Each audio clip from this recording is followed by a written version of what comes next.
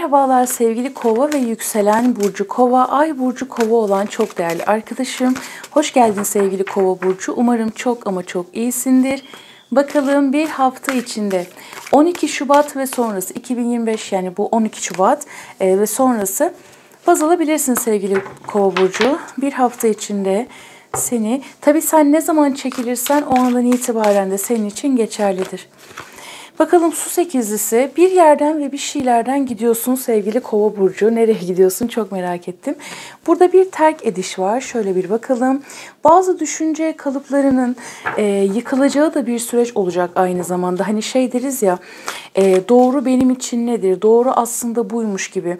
Bazı şeylerin de değişeceği bir süreç olacak. Evet, bu bir haftalık süre içerisinde bir haber alacaksın. Çok ani gelişmeler, ani bir haber alacaksın sevgili Kova burcu ve bu şunu aldım arkadaşlar. Hani böyle bir çıkmazda kalırsın ya ben bir çıkmazdayım. İş hayatım, kariyer hayatım, aşk hayatım, anlamlandıramadığım ve derin sorgular içerisine girdiğim bir süreç içerisindeyim dersin. Ya da beklediğim bir haber vardır, beklediğim bir haber, beklediğim bir evrak. Neyse, bana bir kurtarıcı beklemek, bir haber, bir mesaj, bir uyarı, bir tını, bir ses. Bununla ilgili bir haber gelecek sana. Çok güzel bir haber. Hani hadi gel seni götürüyoruz. Yani kapalı bir adanın içindesin. Çıkamıyorsun. Bir haber bekliyorsun. Yani bu belki bir davadan beklediğin bir haber olabilir. İş haberi olabilir sevgili Kova burcu. O haberin sana bu hafta içerisinde geleceğini söyledi. Hemen bakalım. Ateş habercisi. Yani burada çok hızlı gelecek olan bir haber var arkadaşlar. Ve bu haber sonrasında sen bir harekete geçiyorsun. Sevgili Kova burcu, bu haber sonrasında bir harekete geçiyorsun. Şöyle bir bakalım. Bazılarınız arkadaşlar yeni bir iş kurmak, yeni bir iş açmak. Yani bu 5 sayısıyla da geldiği için bir iş kurmak, bir iş açmak, bir şirkete girmek, bir şeyleri resmileştirmek, belki devlet ile alakalı halletmen gereken işlerin varsa buralarla ilgili olumlu bir sonuç alma ile ilgili bir mesaj verdi. Ve burada dinle ilgili, inançla ilgili de bazı bakış açıların çok değişecek. Şöyle bir bakalım. Ateş altısı, yani burada çok güzel bir zafer var, çok güzel bir başarı var. Aynı zamanda bir rekabet de var. Hem senin kendi kendine verdiğin bir rekabet, hem de başkalarıyla ilgili verdiğin bir rekabet. Fakat ben şunu görüyorum aslında, bu haftanın ana konusu şu: sıkı bir rekabet ve sonrasında gelen çıkış noktası. Aslında bu hafta hani bir rekabetten, bir savaştan da ziyade çıkmak istediğin, çıkışa ulaşmak istediğin şeyle ilgili güzel bir haber, güzel bir mesaj, güzel bir gelişme. Ateş altılısıyla kapattık. Yani burada gerçekten bir müjde, bir ilan, bir ilişkin varsa bunu ilan edebilirsin. Şirket açabilirsin, işe başlayabilirsin, işe girebilirsin, yeni bir eğitime başlayabilirsin. Burada bir müjde, bir başlangıç, kendinle ilgili de bir başlangıç gerçekleştirebilirsin pek tabii ki. Ateş altılısı takdir görmek, onaylanmak gibi etkilerden bahsediyor. Hava altılısı, şöyle bir bakalım. Arkadaşlar, denizlerle ilgili işler, ticaret, deniz aşırı yollar, seyahatler, bu konularda da oldukça başarılı olacaksın sevgili Kova burcu. Ve burada bir sakinliğe doğru gitmek var. Ben en çok bunu aldım. Sakinliğe doğru gidiyorsun ve çok şanslı olduğun bir süreçtesin. Bunun altını çizelim arkadaşlar. Çok pardon. Bir saniye arkadaşlar. İşte böyle bazen öksürük tuttuğu zaman kırpıyorum ya da kesiyorum ama bu sefer kesmedim. Fırtınalı sulardan, dalgalı sulardan sakin sulara doğru bir geçiş var sevgili Kova burcu. Arkadaşlar, bazınız ilişkinizle ilgili, özellikle ilişkisi olan arkadaşlarım varsa bu 6 günlük süre içerisinde hani böyle bir isteme ya da işte yüzük takma gibi, hani ilişkinizi bir üst noktaya taşıma ile ilgili güzel bir haber olacak. Yani sizin için burada bir müjde var yani. İş, kariyer, aşk konularında müjde var. Şimdi burada bir gelecek odaklı oluyorsun. Bak, hayatında artık böyle bir şeylerin durulmaya başladı. Yanlış anlaşılmalar, yanlış izlenimler varsa bunların da artık oturmaya başladığı bir süreç olacak senin için.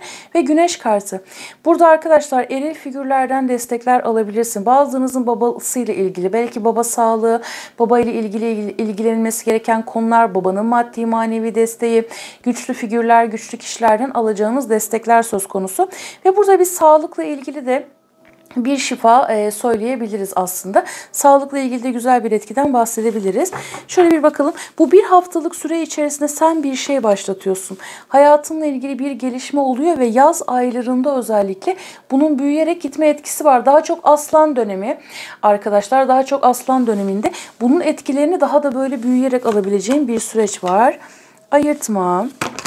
Bu hafta hayatında bir şeyleri ayırtacaksın ve de ayıklayacaksın. Çürük, çarık ne varsa bunlardan kurtulacağın ve bunun içinde karar verebileceğin bir hafta olacak senin için. Fakat bazı kararsızlıkların var. Hani acaba mı, değil mi, öyle mi, böyle mi, onu mu yapmalıyım, bunu mu yapmalıyım? Tamam, buradan olumsuz bir haber geldi, olumlu bir haber geldi.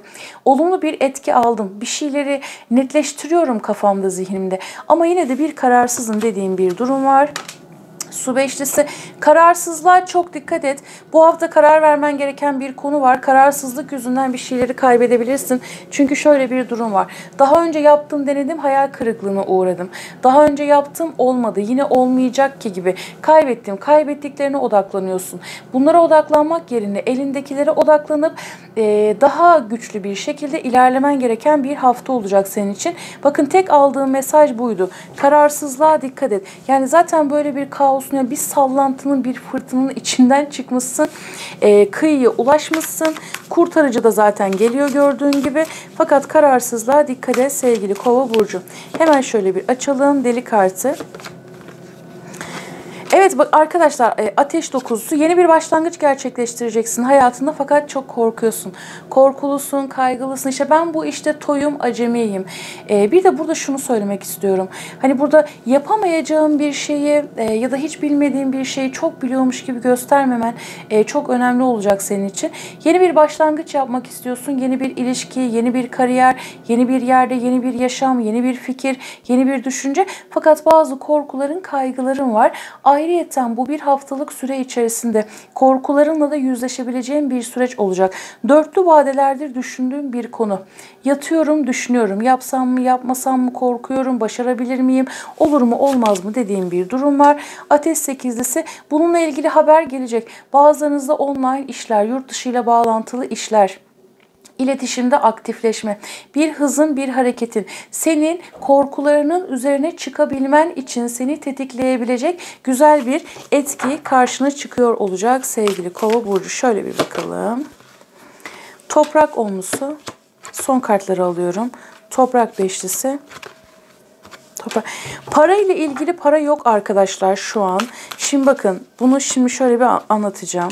Para ile ilgili sıkı bir toprak kralı, tamam. Para ile ilgili sıkı bir verdiğim bir mücadele var. Paranın yetememesi, borçların, alacaklar, verecekler. Bunlarla ilgili yaşadığın sıkıntılar söz konusu. Bir mücadele içindesin ve geçtiğimiz 7'li vadelerdir. 7 haftadır, 7 aydır bununla ilgili verdiğim bir mücadele olabilir. Şimdi bu mücadelen sonuçlanacak. Bu hafta bununla ilgili güzel mesajlar alacaksın. Burada aileden destek almak ya da aileye de maddi manevi destek olma ile ilgili bir etkiden bahsetti. Burada paranı tutman gerektiğini, paranı, yeteneğini, fikirlerini tutman gerektiğini öğrenecek bir kısım Kova burcu. Bir kısım Kova burcu arkadaşlarım da, özellikle ateş etkili olanlar, ikizler etkili olanlar, Koç aslan yay etkili olanlar.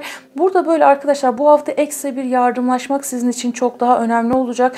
Boğa, Başak, Oğlak etkili hanımefendi ve beyefendi. Bu kişilerden gelecek olan destekler söz konusu. Güçlü birinden gelecek olan bir destek var. Yine bu hafta her ne kadar parayla ilgili bir mücadelen olsa da beklediğim bir paranın, parayla ilgili bir haberin, bir gelişmenin, temelini sağlamlaştırma ile ilgili bir gelişmenin senin karşına, burada biriyle hani bir ortaklık, bir işbirliği, burada bir müjde var. Yani bir müjde gelecek. Bakalım. Şuradan alalım. Şu mesaj kartına bakalım. Mola, dinlenmeye, evet burada zaten bir dinlenme de var yani. Hani birazcık dinlenmeye ihtiyacım var. Dinlenmek derken hani yan gelip yatmak gibi değil de sakinleşmek, dinlenmek, meditasyon, dua, içe yönelme ile ilgili güzel mesajlar verdi. Dinlenmeye ihtiyacı, ara vermek, yorgunluk. Zaten ağır bir yorgunluk var. Hani zihnimi kaldıramıyorum, sürekli düşün nedir bu, ne olacak dediğin kaygı, vesvese o esnada daha çok seni ele geçirebilir. Bakalım pusula. Yönünü kaybetmek, kendini aramak, doğru yolu bulma, doğru yön seçme. Zaten burada bir arayış, bir farklılık, farklılığa geçme ile ilgili bir mesaj. Bir de kararsızlık. Buna da dikkat et demiştim ya. İşte bu hafta doğru yön, doğru taktik dedik ya. O mesaj gelse, o haber ya da o işaret gelse de ben doğruyu bulsam dediğin noktasında bir ışık gelecek. Yılan. Çok bencil. Bakın buradaki bencillik de bu aslında. Tılsım dörtlüsü. Yani bir diğer anlamı da o. Etrafında bencil insanlara karşı dikkat et. Sen de buna, şimdi bakın bazı kova, hani burada kovaları ikiye böldüm ya. Geçmişte haksızlık yaşadım. Yani işte maddi manevi yaptığım iyiliklere rağmen kötülük yaşadım, haksızlık yaşadım. Bundan sonra ben de bencilim. Bundan sonra ben de kötüyüm gibi bir takım negatif enerjiler sana sızmaya başlayabilir. Buna dikkat et. Aynı zamanda etrafında böyle kin, nefret, bencil. Yani burada hani bir yoksunluğa girip de böyle kötü bir alana girme enerjisi var. Buna karşı dikkat et. Yani o tarafa sakın düşme dedi. Bakalım. Ve kapı. Bir seçim yapmak zorunda kalmak, eşikten geçtiğin anda hayatının değişmesi.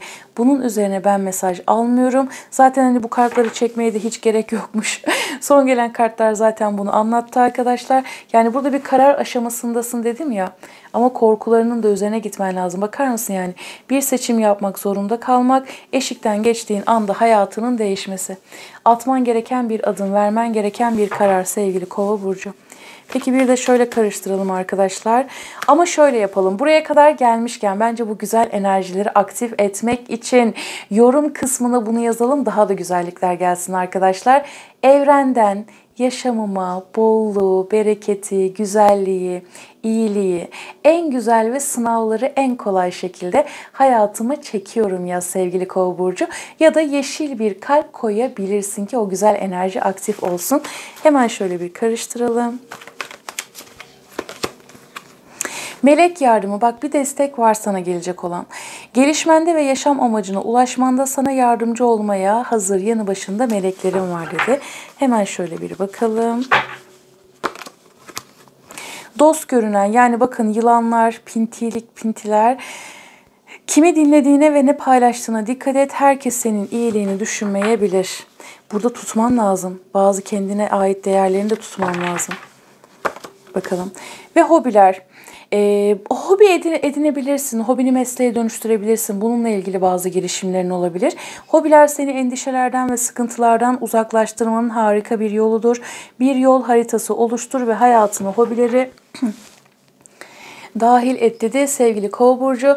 Bu şekildeydi. Abone değilsen abone olmayı unutma lütfen. Kendine çok iyi bak. Her şey güzel kalbine göre olsun. Görüşmek üzere. Hoşça kal.